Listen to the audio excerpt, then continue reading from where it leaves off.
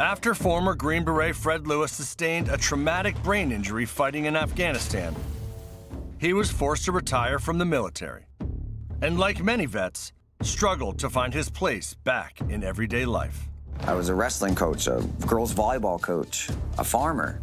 I did all these things just trying to find purpose, and none of it made any sense to me.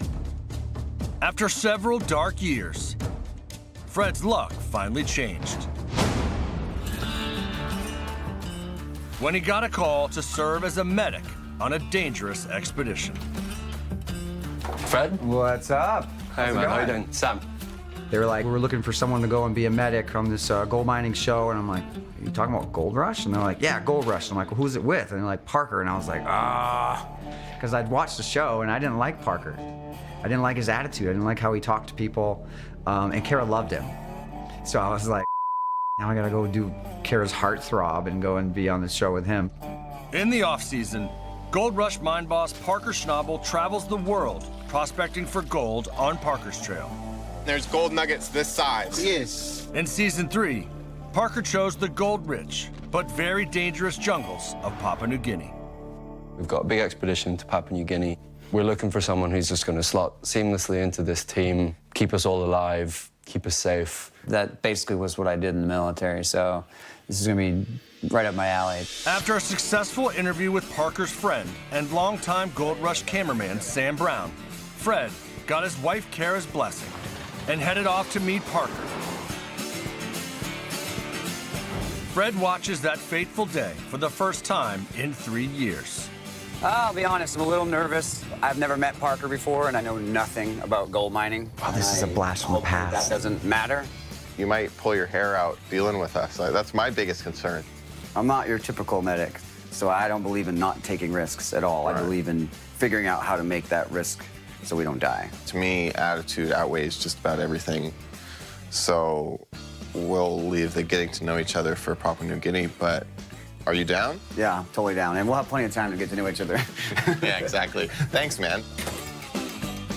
Parker's Trail in Papua New Guinea was my first step outside of my comfort zone after my recovery. And it was a big leap of faith for me because I had just gotten to that point where I felt like I was like, okay, I can do this.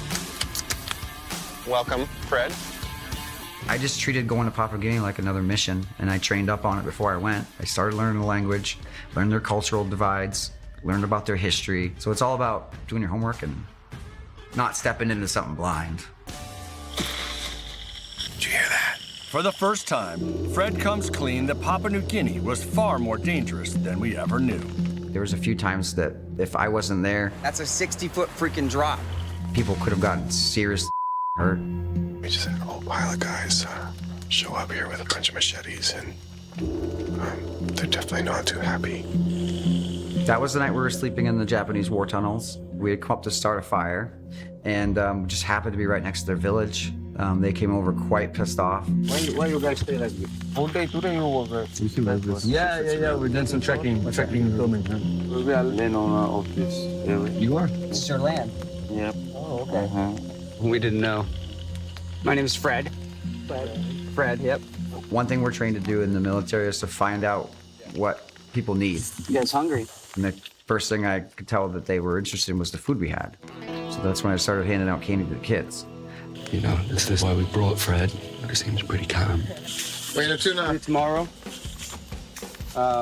Lukumu, right? Lukumu. But as badass as Fred was in threatening situations, there were other times when he just didn't seem tough enough. Okay, we're gonna go on to the next one. Oh, What does it say? is Fred tough enough? We brought in Fred's stepson, Christopher, to get his reaction to one particularly rocky time for Fred. Question is that? The answer is obviously no. His reaction says it all. That doesn't look good. Oh, boy. You know, I think my biggest challenge in Papua New Guinea was being on the ocean. And the waves are getting bigger. Jeez. I don't know if I like this. I changed my mind. I can see why this is called the hot seat again. Are you all right? No. It was really windy, Christopher. Thought the old Green Beret would have done better. All right, person who's never been in the military in his life. That part about you throwing up, does everyone know you get motion sickness? No, see, they're making fun of my disability. I am not a Navy SEAL, I'm a Green Beret. We're on the land. So with my brain injury, I have really bad problem with motion sickness and with balance issues. Oh God, oh, this isn't working. Oh. You okay? Yeah. Oh. Well, the Green Beret has fallen twice so far. Don't fall, don't fall, don't fall. I didn't fall. I would have laughed so hard if he fell right at the end. I didn't like that video. Can we watch one that's better? I liked it. It was pretty funny. Whoa, heads up! We just had the dam burst. But back out in the jungles of Papua New Guinea, when things got sketchy, Fred always delivered. There was a dam that was holding the water back. It burst. Go behind you, man! Look out, look out! And it started pushing Parker down about a 60-foot drop.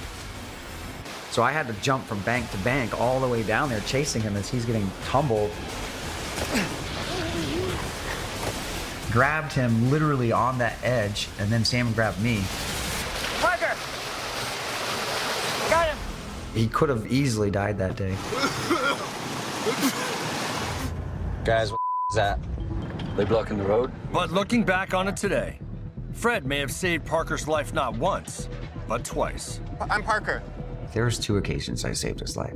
Second time I saved him, in my opinion, was the machete attack. We've got a pretty intense situation. Yeah, they're basically holding 2 of our cars hostage at the moment. Hey, mate, I'm your car area. What? Give me 100. I don't have any money. No. In the car, be ready to go. We need to drive through them. Guys, got a machete. Just stay calm. Wait. Go. No, we're going. No. And I had to break through the crowd in a vehicle and get people out of there. You guys okay? Yeah. Thanks. In those tense touch-and-go moments, Fred proved to be worth his weight in gold. Had I not been there, I think a lot of bad things would have happened to that crew, including the camera people and everything, because nobody had a clue how to deal with that type of a conflict.